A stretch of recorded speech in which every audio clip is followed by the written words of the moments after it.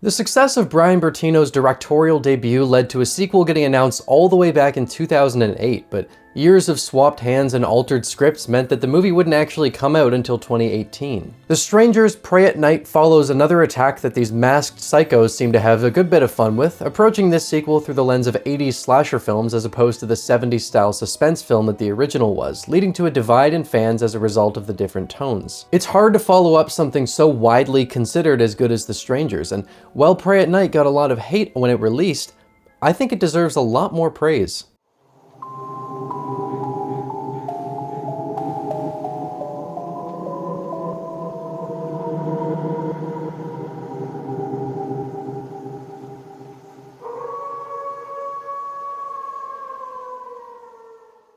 Good evening. My name's Evan and welcome to Rocklin Graves. I'm gonna ignore the fact that this came out 6 years ago because I'm trying to avoid having a panic attack mid-recording, so instead, I want to take a look at the only sequel that was ever made to The Strangers up until this new trilogy from Renny Harlin kicks off. Written by Bryan Bertino and Ben Kittay and directed by Johan Robert, The Strangers Prey at Night is a continuation of the sick game of those masked psychos as they stalk and attack a family during a tumultuous stay on their way to drop their daughter off at a boarding school. Prey at Night is quite a different movie from the first one, amping up the body count and going for more of an 80s tone while still trying to retain a lot of what made the first movie work so well. It's a clear homage to John Carpenter in particular, and I feel like I needn't expand on that more than just showing you the theme.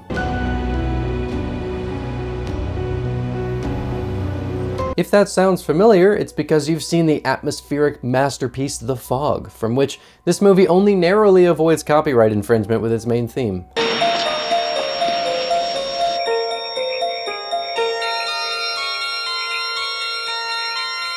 Prey at Night is usually talked about as a dumbed down and cheaper take on the original, but I think that's completely missing the point of this. It's not trying to do The Strangers again. They're taking the concept of the first movie and transposing it in homage to another era in horror, and it's a movie that I've been looking forward to talking to for quite a while because I think it's awesome. Before that though, I want to thank my wonderful Patreon supporters and YouTube channel members. These videos take a lot of time and energy to make, and the extra support really helps to keep things moving. If you're interested in getting some bonus material and accessing private supporter-only polls or getting early access to the big videos, consider supporting me on either platform. Well, you and me. You and me.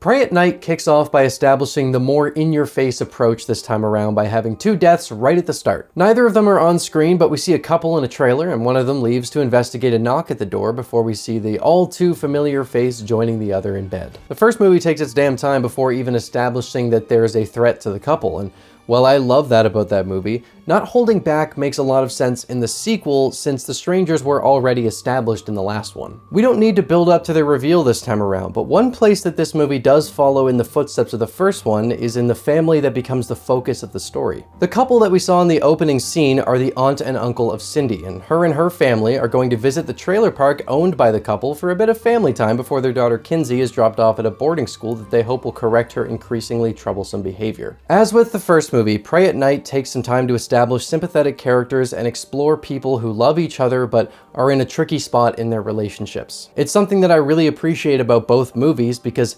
generally the characters in slashers are just fodder for the villain to pick off and you don't really give a shit, but The Strangers adds a well-developed and intense layer of tragedy on top of the mayhem that gives a unique flair. The few scenes showing the dynamic of this family make them actually feel like a real family unit. The chemistry between them feels natural and genuine, in large part thanks to the performances from Bailey Madison as Kinsey, Lewis Pullman as her brother Luke, and Christina Hendricks and Martin Henderson as their parents. There's a really great believability that comes from the multi-layered dynamics that show the hard love coming from Mike and Cindy as they make this last-ditch effort to try and help Kinsey get off the path she's on. We don't get a ton of information about what exactly it is that brought them to this point, but those details really aren't needed because the chemistry between everyone tells us everything we need to know in order for the emotional stakes to be properly set up. There's absolutely volatility between them, but it's made more engaging because it doesn't feel unrelenting or empty. Watching Kinsey feels like we're actually spending time with someone young who keeps making mistakes and is now facing facing this huge shift that will force her out of her life and into something a hell of a lot more strict and isolated from her friends and family. She doesn't just come across as a pouty teenager, but instead someone struggling with her decisions and being genuinely afraid of this next step that's being forced upon her. Scenes like when she's out smoking at the diner before they get to the trailer park and her mother comes out, and we watch this conversation between them about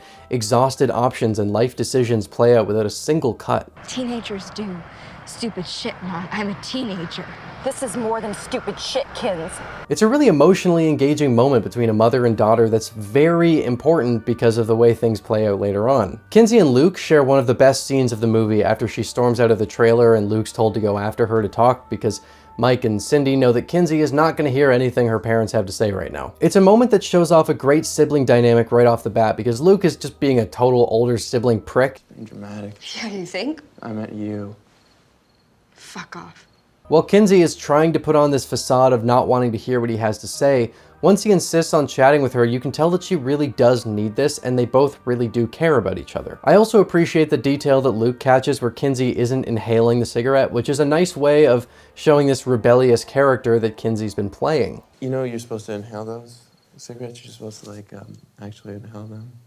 Little details like that can go a long way in making a character feel a hell of a lot more rounded out, and this is one of them. I appreciate that they don't shove a ton of exposition into the script and go into unnaturally descriptive detail on the backstory of what was going on with Kinsey and why her parents felt like this was a necessary step to take, but they don't leave you feeling like there isn't enough to understand this family. Of course, though, this is a Bryan Bertino movie, which means that as soon as you start to feel emotionally invested in the characters and seeing them through whatever tumultuous thing is causing issues, then everything's gonna go to hell before shit gets resolved, and it's gonna be gut-wrenchingly sad because that's just the kind of story this guy likes to write. Bryan Bertino, you are a cruel, cruel man, but thanks for making awesome movies. The thing that really held The Strangers back from being a perfect home invasion movie for me was how insanely dismissive and stupid James is when he first arrives back at the house. One of them came in here and took my phone.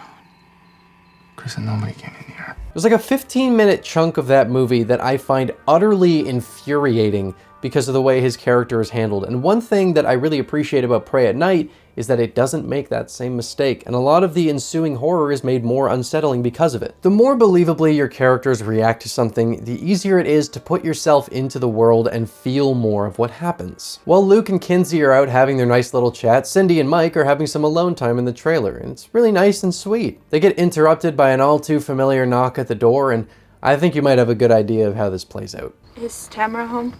She was around here earlier before Luke and Kinsey left, and there's a genuinely haunting moment that comes this time around just before Mike and Cindy are going to take advantage of their alone time. The woman asks the exact same question and leaves, but stops and turns around to look straight back at Mike from the shadow. Now this could very easily have lost a lot of its impact. It could be cheesy and dumb, but what makes the moment work so well is that Mike and Cindy don't dismiss how fucking creepy that was, like I think most people are expecting them to when this happens. They're both clearly put off by it, and Cindy starts questioning where the kids are right away before they both go out and start looking for them. I'm gonna get my shoes. I'm sure they're okay. That girl weirded me out, hon. Yeah, that was... There's a really great urgency in Cindy's performance here. The whole thing just lands so well because the way these two react to what just happened feels pretty reasonable. While there's been some slow build up to this point, things escalate at an alarming rate from here when Luke and Kinsey are off wandering and doing underage alcohol. They deserve what's coming. They stumble on the mutilated corpses of Cindy's aunt and uncle in their trailer, prompting them to fuck off back to theirs and tell their parents about what happened. Once again, this movie doesn't bother with the irritating bullshit of their parents thinking that this is a joke the kids are playing in some weird attempt to get Kinsey out of going off to boarding school.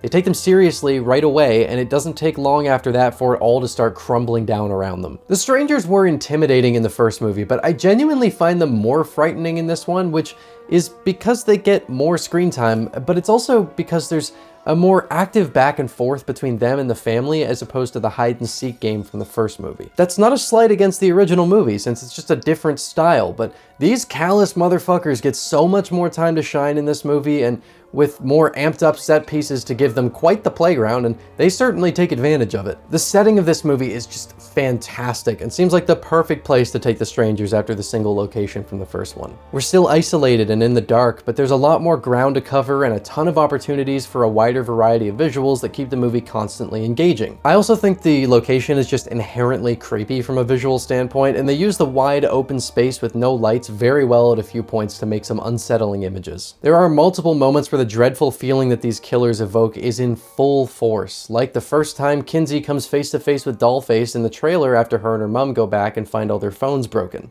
Hello? Hello? Hello? By the way, I called the wrong stranger Dollface in the last video. Sorry, this is Dollface. In my defense, this looks more like a doll to me, but that's Pinup Girl and this is Dollface, and that's the man in the mask. Her reaction here? Immediate goosebumps. Hello? And the scene that follows of them slowly being backed into the bathroom while Dollface is being so insanely unnerving is a highlight of the movie, and also a lowlight because it goes from having some fun with a great moment in a slasher movie to making me feel disturbed in a not fun way when Cindy gets killed right in front of Kinsey after recognizing that she's not going to be able to make it up in time. This is one of a handful of sequences in this movie that make me genuinely upset, which is largely thanks to just how well this family is set up and made to feel believable. I can watch Jim Norton die in Terrifier and still be having fun, but the deaths in Prey at Night are properly upsetting. This isn't the kind of slasher I just throw on to have fun with, because there's something that genuinely disturbs me about the portrayal of these deaths, but there's some back and forth payoff that just isn't in the original movie at all that makes this one a bit easier to not walk away from feeling kind of fucked up for the rest of the day like I do after watching the first movie. Another such scene is when Mike and Luke find Cindy a while later, which on its own is already a tough moment to watch. Again, thanks to the time spent on creating some nice emotionality within the family that is used solely to cause pain. Kinsey's out and about, so they take the truck to go and find her, but they get thrown off the road and wind up crashing into one of the trailers, putting Mike in a pretty rough position when he wakes up to find himself impaled. This is one of two main moments that I remember from seeing this in the theater back in the day that really got under my skin and disturbed me in that Bertino way. There's a little poem for you. Tell me what to do. What do you want me to do? Watching Luke panic and slowly succumb to Mike's insistence that he's just gotta go and leave his father behind was not fun.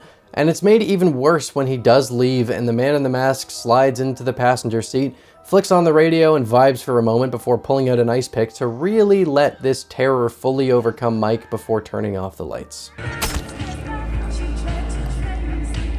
Yet another kill where I'm not sitting here thinking about how cool the effects are or how badass the killer is.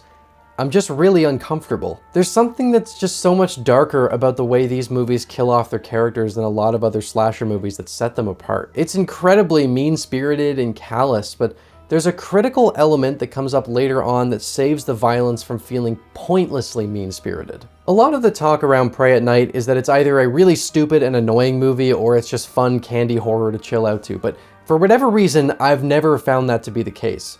To be very clear, I don't look at this movie as a candy slasher. I think Prey at Night is a genuinely well-crafted horror movie with a number of scenes that feel properly impactful and put together with a lot of competence. I don't feel like these are throwaway kills to just eat popcorn to and have a good time with. I find them to be really effective and disturbing moments where I'm watching people I was set up to care about get violently tormented and killed. I feel like I'm eating crazy pills because of the way most people seem to feel about this one, but I don't know, this feels like something more than that. Now, while there is a lot that separates Prey at Night from the first movie, like tone, score, pacing, the most impactful thing that this movie does that the first one didn't is instead of leaving me sitting in the dread of watching sympathetic people get violently murdered before being able to resolve the problems between them, Prey at Night delivers a catharsis that breathes so much life into the third act. I actually think it's a very well-paced movie overall.